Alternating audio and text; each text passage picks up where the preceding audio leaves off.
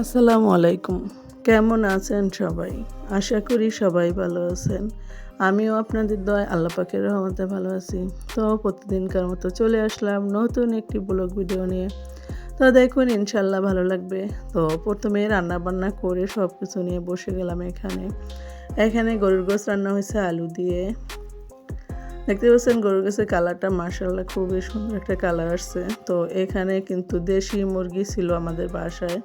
তো কেনা মুরগি একটা রাতা ছিল সেটা জবা দেওয়া হয়েছিল। তো সেই রাতাটা কিন্তু আসলে আমরা পুরোপুরি খাইনি। অর্ধেকটা খেয়েছি রান্না করে আর বাকি অর্ধেকটা ছিল। যেহেতু জুনায়েদ বাসায় নেই, মা তো মায়ের মন সবসময় কান্না করে যে ছেলেকে রেখে খাবো। তো জুনায়েদ যেহেতু মাদ্রাসায় ছিল তো আমরা অর্ধেকটা জাবেদ রাশেদকে নিয়ে রান্না করে খেয়েছি আর বাকি অর্ধেকটা রেখে দিয়েছিলাম। তো সেইটুকুই আজকে ছোট ছোট করে কেটে রোস্ট বানিয়ে নিছি, কারণ যেহেতু আজকে আপনাদের ভাইয়া জুনায়েদের কাছে যাবে।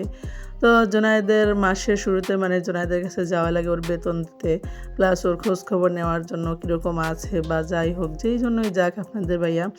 আমি কিন্তু সব সময় চেষ্টা করি যে বাসায় যা আছে বা জুনায়েদ যে খাবারগুলো পছন্দ করে ওগুলো রান্না করে দিয়ে দেওয়ার জন্য। তো খুব সকালবেলা যাবে, তো আমি যেহেতু ইদানিং ঘুম থেকে উঠতে আমার একটু দেরি হয়ে যায়, যার কারণে আমি বেশি কিছু রান্না করে দিতে পারিনি। কারণ আমার ইচ্ছা ছিল অনেক কিছুই রান্না করে দেওয়ার জন্য, কিন্তু আমি সময়ের কারণে পারিনি। কারণ এখন যদি আমি আর অন্য কিছু রান্না করতে যাই তাহলে দেখা যায় আপনার ভাইয়া যেতেও দেরি হবে।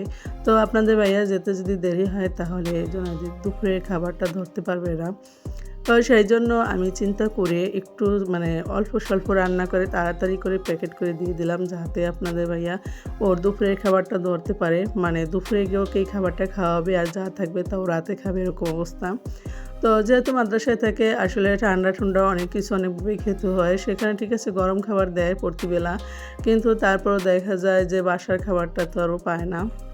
তো এই জন্য আমি কিন্তু বেশি না, অল্প কয়েক টুকরা গরুর গোশত একটু আলু দিয়ে দিলাম, কারণ জোনায়েদ আবার গরুর গোশত একটু আলু পছন্দ করে। আর সাথে মুরগির এই দেশি মুরগির যে রোস্ট এখান থেকে কয়েক টুকরো দিলাম, যাতে ও খেয়ে একটু শান্তি পায়। তো আলাদা বক্সে দিয়েছি, কিন্তু সেগুলো আমি পুরোপুরি ভিডিও নিইনি।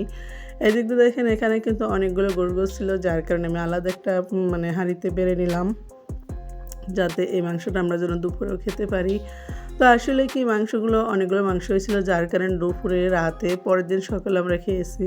তো এই অবস্থা। তো এখানে সব কিছু বেড়ে নিয়ে আমি জাবেজার সাথেও খাবার দিয়ে নিলাম, কারণ ওরাও খাওয়ার জন্য বসে গেছে, তো ওদেরও দিয়ে নিলাম।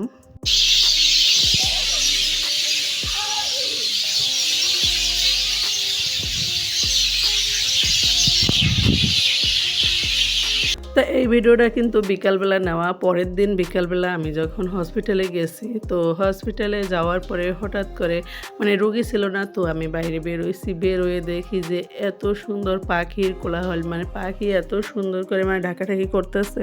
মানে আসলে অনেকগুলো পাখি ছিল একসাথে। তো আমার কাছে খুব বেশি ভালো লাগছে যে পাখি এত সুন্দর করে ডাকাডাকি করে, কি সুন্দর কি চিরমিচির করে একদমই করে আছে। তো অনেকেই কিন্তু মাঠে ছিল, মানে হসপিটাল মাঠে অনেকেই ছিল, অনেক রকমই করতেছিল, কিন্তু আমি কিন্তু আসলে তাদের দিকে না থেকে আমি পাখির মানে শব্দতে আমি একদম মুগ্ধ হয়ে গেছি, যার কারণে আমি এগুলো মানে হঠাৎ করে ভাবলাম যে তাহলে একটু ভিডিও নেই, যে এত সুন্দর পাখি এত সুন্দরই করতেছে, তো একটু ভিডিও নেই, ঢাকাঢাকি করতেছে। তো দেখেন পাখিগুলো কীভাবে কিন্তু উড়ে আসতেছে।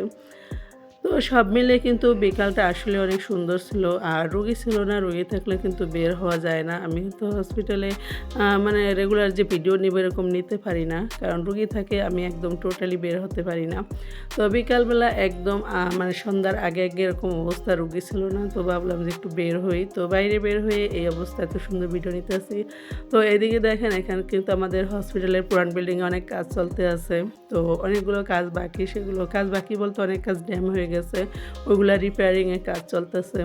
এছাড়া নতুন বিল্ডিংয়ে কিন্তু রঙের কাজ চলতেছে। তো ভাবলাম যে তাহলে একটু যেহেতু ভিডিও দিতেছি এগুলো সামনে চলে আসলো, তো এগুলো নিয়ে নিলাম।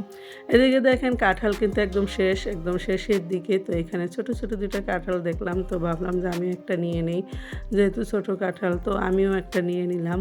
একদম ছোট কাঁঠাল, মানে অন্যান্য গাছে কিন্তু কাঁঠাল আছে, কিন্তু এখন মানে ভালো ভালো কাঁঠালগুলো মোটামুটি খাওয়া হয়ে গেছে হসপিটালের। তো ভাবলাম যে তাহলে বড় কাঁঠাল নিয়ে লাভ নেই, কারণ যদি ভালো না হয় তাহলে নিয়ে লাভ কি, কারণ এত দূর থেকে টেনে নেব, যদি ভালোই না হয় তাহলে বড় কাঁঠাল নিয়ে লাভ নেই।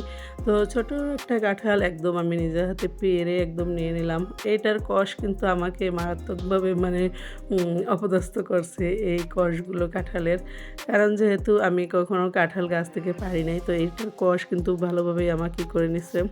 তো দেখেন এখানে হসপিটালে পুরো ভিডিওটা নিয়ে নিলাম। তো ভালো থাকবেন, সুস্থ থাকবেন, আজ এ পর্যন্ত, আল্লাহ হাফেজ।